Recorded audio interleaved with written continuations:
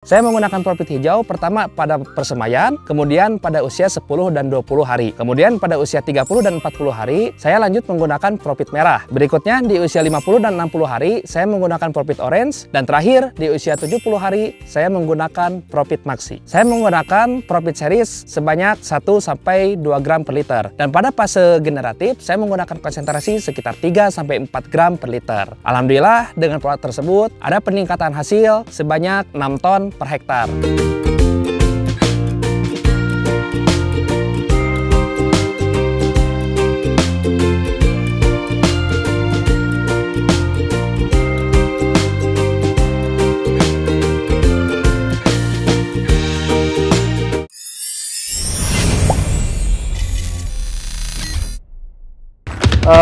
Jumlah air yang dibutuhkan bisa selain di popon, jeruk pepok yang mana rata-rata sih banyak.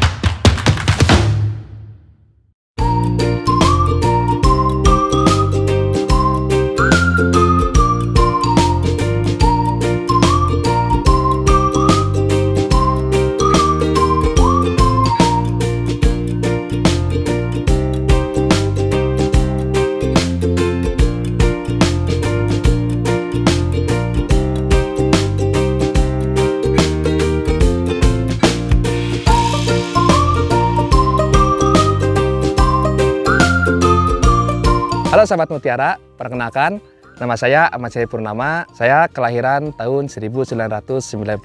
Saya berasal dari Kabupaten Cianjur. Saya merupakan karyawan swasta, namun saya memiliki hobi dan juga sambilan sebagai petani. Tanaman yang saya budidayakan sekarang adalah tanaman padi. Selain tanaman padi, saya juga biasa membudidayakan tanaman palawija seperti cabai besar, timun, kacang panjang, dan lain sebagainya. Sekarang saya tinggal di Desa Tanjung Sari, Kecamatan Sukaluyu, Kabupaten Cianjur. Awal mula ketertarikan saya di dunia pertanian dimulai sejak kelas 2 SMA, di mana orang tua dan juga kakek saya merupakan seorang petani. Saya sering ikut mereka ke sawah, belajar bagaimana cara tanam padi, cara budidayanya, selain padi juga tanaman yang lainnya. Karena ketertarikan itu akhirnya membawa saya untuk mengambil kuliah di jurusan agroteknologi. Selama kuliah, saya pun aktif di beberapa kegiatan, terutama di kegiatan laboratorium. Saya dipercaya sebagai asisten dosen di bidang ilmu tanah dan juga di bidang hama penyakit selama 3 tahun. Karena saya memiliki ketertarikan di bidang hama dan juga di bidang ilmu tanah. Ketertarikan itu membawa saya jadi lebih giat belajar, lebih giat mencari tahu tentang hama penyakit dan juga ilmu tanah. Di bidang ilmu tanah sendiri, saya sangat mempelajari terutama di bidang kesuburan tanah, di mana pada kenyataannya tanah-tanah yang ada di Indonesia itu rata-rata tingkat kesuburannya sudah mulai menurun. Kita perlu mencari cara, kita perlu mencari teknologi baru agar kita bisa meningkatkan kesuburan tanah yang ada di Indonesia. Selain kesuburan tanah, permasalahan yang dihadapi petani itu ada di sektor hama dan penyakit. Rata-rata kita di lapangan kadang kesulitan untuk mengidentifikasi ini penyakit apa, ini hama apa, kita penanganan harus seperti apa. Nah, karena itu saya menggeluti bidang hama penyakit itu untuk mencari teknologi juga, untuk mencari teknologi dan mencari solusi untuk mengatasi hama dan penyakit yang ada di lahan pertanian saya. Rata-rata permasalahan hama yang ada di tanaman padi, khususnya di tanaman padi saya dan di tanaman padi mungkin di seluruh Indonesia, itu pertama masalah hurang, masalah hama putih palsu, terus masalah penggerek batang. Selain itu juga ada beberapa masalah seperti tikus dan lain sebagainya. Saya pribadi itu penanganan hama itu tidak lepas dari pencegahan. Maka dari itu saya sering monitoring ke lapangan, lihat ada hama apa yang berpotensi untuk merusak tanaman padi saya, dan saya melakukan tindakan sesuai dengan hama yang ditemukan di lapangan dengan pendekatan-pendekatan bahan aktif yang jauh lebih concern ke hama tersebut. Selain hama tadi, ada juga beberapa penyakit yang sering merusak tanaman padi, terutama penyakit kresek, hawar daun, terus ada hawar pelepah, jamur oncom, dan juga patah leher. Maka dari itu, dari awal pertanaman, saya sering menggunakan fungisida untuk preventif atau pencegahan, di mana di awal saya pasti menggunakan pestisida berbahan aktif metiram. Nanti lanjut dengan untuk pencegahan kresek saya menggunakan zinc thiazol, dan juga untuk patah leher saya menggunakan bahan aktif piraklosrobin. Untuk penyakit hawar pelepah saya menggunakan bahan aktif terbaru, itu menggunakan bahan aktif mefentrifluconazole. Setelah saya lulus kuliah selama 4 tahun,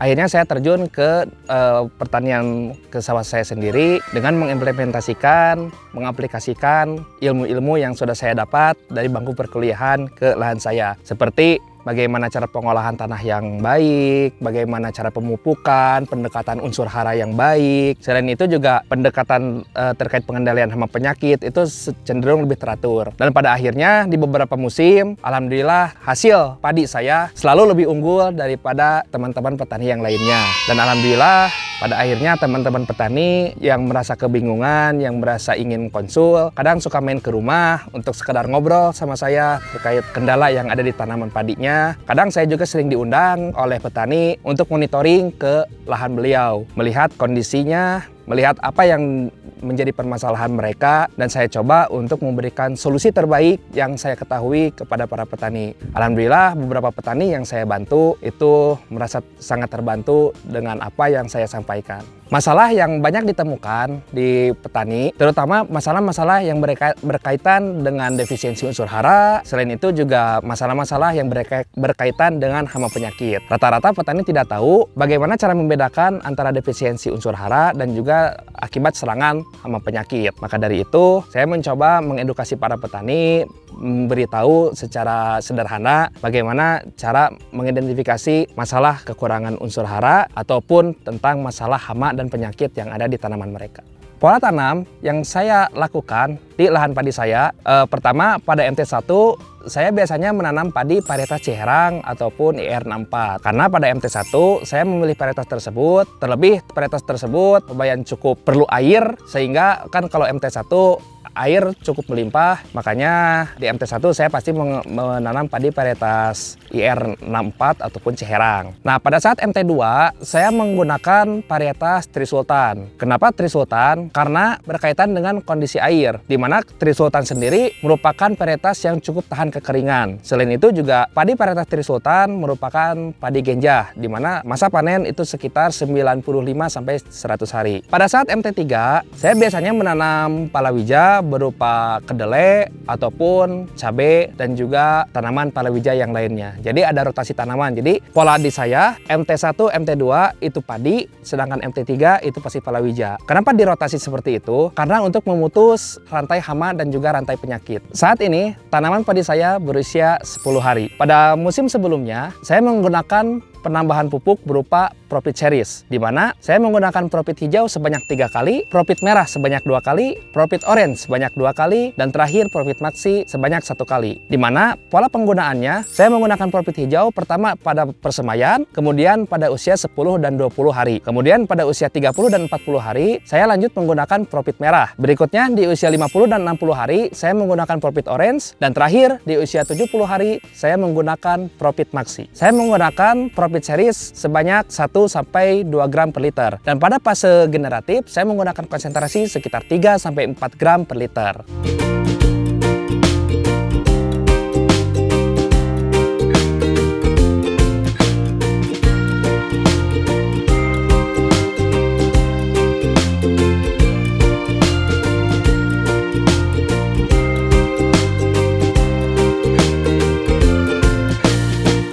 Alhamdulillah dengan pola tersebut ada peningkatan hasil sebanyak 6 ton per hektar, di mana rata-rata hasil di sawah di sekeliling saya, yang mana sawah di sini merupakan sawah tanda hujan, itu rata-rata di sekitar 4 sampai 5 ton per hektar. Dan untuk musim sekarang, saya memiliki target untuk peningkatan hasil sebanyak 8 sampai 9 ton per hektar. Saya mencoba mencari referensi dari beberapa sumber, termasuk dari rekomendasi pemupukan yang dikeluarkan oleh PT Merauke Tetap Jaya, di mana saya menemukan pola berupa urea dicampur dengan SS Amopos. Pada akhirnya di musim ini saya menggunakan pola tersebut dengan harapan dapat meningkatkan hasil yang lebih baik, dan mudah-mudahan target produksi saya bisa tercapai di musim sekarang.